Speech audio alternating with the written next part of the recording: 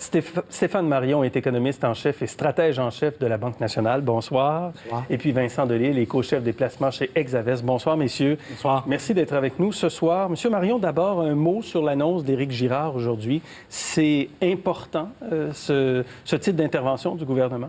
Je pense que c'est crucial. On doit soutenir le revenu disponible aux ménages, surtout ceux qui n'ont pas accès au filet de sécurité sociale dans toute son étendue.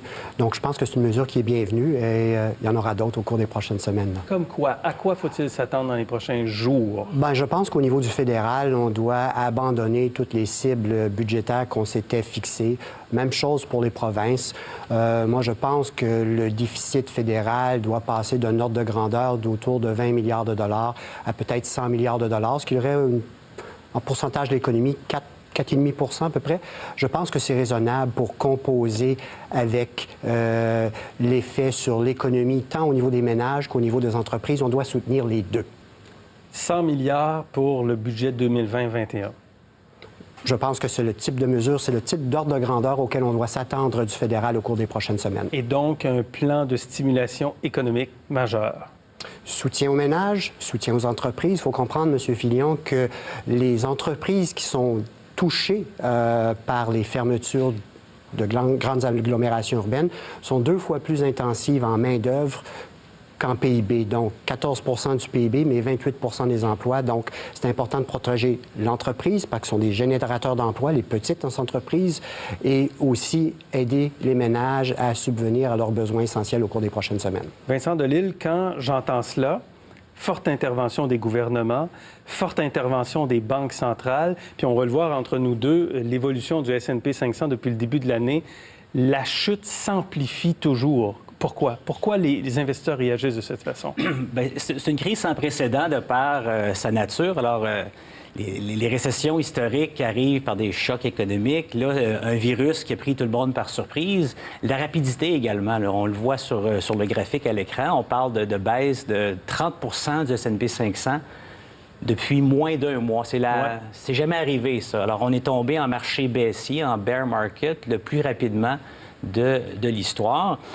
Au début... Il faut se rappeler qu'en 2009, de 2007 à 2009, on avait eu une chute de 57 %. Absolument. Et là, on a 30 % en 3-4 semaines. En 3-4 semaines. Alors, 2008, c'est la crise financière dont tout le monde se rappelle. C'est le dernier épisode là, qui nous a tous marqués. Mais ça avait commencé au milieu de 2007. L'économie américaine avait tombé en récession. Il y a eu la faillite de Lehman Brothers. Donc, un choc. Là, il y a eu un choc double dans le dernier mois. Un choc en Asie avec le coronavirus. La production s'est arrêtée en Chine. Ça a traversé en Europe. C'est rendu en Amérique du Nord. Là, il y a un choc de demande. Alors, les 2 gros acteurs économiques de la planète sont en hibernation. Vous l'aviez bien mentionné. C'est arrivé à en accélérer. Les banques centrales ressortent leur arsenal qu'ils nous avaient présenté pour combattre la crise financière de 2008. Ils ont appris, il y a de nouveaux outils dans leur coffre à outils. Mais ce qui est très important, et M. Marion l'a mentionné, ce que le gouvernement canadien, ce que le gouvernement québécois va faire, américain, le support des dépenses gouvernementales va être impératif pour s'assurer que ramener la confiance sur les marchés et s'assurer que cette récession-là ne soit pas trop longue et pas trop douloureuse. Alors, aujourd'hui, on évoquait la possibilité d'un soutien de 800 milliards à l'économie aux États-Unis, un plan de stimulation économique. Donc, on revisite les chiffres qu'on avait connus en 2008-2009. Cela dit, cet événement-là est différent de la crise financière. On ne parle pas d'un problème de liquidité au niveau des banques, on parle d'un choc d'offres qui, combiné avec la fermeture des villes, peut amener un choc de demande. Donc, choc de demande, ce qui veut dire des effets sur le marché du travail à moyen terme. Les gens font beaucoup de parallèles avec la pandémie du début du siècle dernier, mais je vais vous faire... c'est important de mentionner qu'à l'époque, le taux d'urbanisation était seulement de 40 %. Là, on pense ça pourrait être comme 1918, 1919. Moi, je dis non, ça va être différent parce que les PIB, les gens sont en zone urbaine. Donc, d'un côté, c'est plus facile à contrôler, ça fait plus mal au PIB à court terme, mais mon Dieu, qu'on peut écraser la courbe d'épidémie beaucoup plus rapidement. Et ce qui me réconforte présentement, c'est que de certains pays où on le fait, genre la Corée du Sud, on voit depuis quelques jours une baisse considérable des nouveaux cas, une remontée spectaculaire des gens qui sont en guérison. Est-ce qu'il faut s'attendre à une nouvelle baisse de la Banque du Canada? Moi, je pense qu'on a atteint... Écoutez, on ne peut pas l'exclure. Les États-Unis sont un peu plus hauts que nous sommes. Par contre, nous avons la capacité de déployer plus rapidement le stimuli budgétaire au Canada qu'aux États-Unis. Et dans ce contexte-là, je pense que peut-être les taux canadiens pourraient baisser légèrement. Est-ce qu'on va aller aussi bas que les États-Unis? On verra. On est à 50 points de base seulement.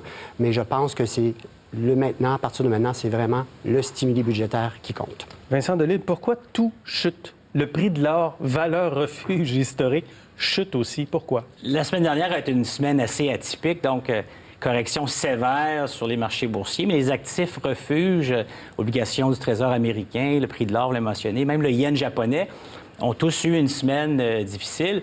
Je pense que ce qu'il faut y voir ici, c'est que les sorties de fonds, les liquidations de grands fonds de couverture, les hedge funds, la panique généralisée des investisseurs, les grands et petits. Alors, quand on vend, on se soucie peu de quoi on vend. On veut se ramener des liquidités. Alors, tout y est passé, je vous dirais, là, la semaine dernière. Donc, il n'y a pas eu d'énorme différenciation.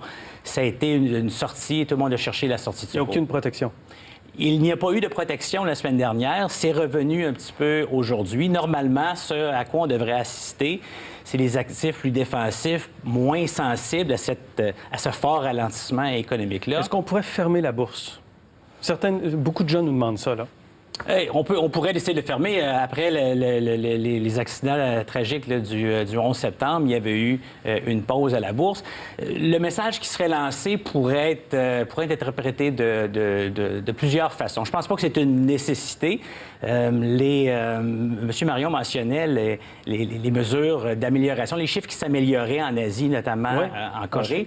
Lorsqu'on va voir la progression de cette pandémie-là s'atténuer en Europe, et éventuellement avoir des taux de succès en Amérique du Nord, peut-être dans 2 semaines, peut-être dans 4 semaines, ça va, je pense que ça va réduire un peu la tension sur le marché. Mais ce qui va être prioritaire, on parle beaucoup de ce que le Canada peut faire, ce que les États-Unis vont faire.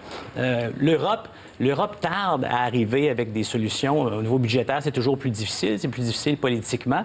Mais il va falloir que les ministres du G7, que ce soit une offre concertée, une approche concertée et qui vienne des dépenses gouvernementales. Je voyais aujourd'hui que 95 des grandes entreprises à l'extérieur de l'épicentre en Chine, la province de Hubei, ont relancé leurs activités. Donc, vraiment, on est en train de repartir. Dernière question pour vous. Est-ce que l'action de la Fed, de la Réserve fédérale américaine, ajoute à l'anxiété en ce moment ou c'est le remède?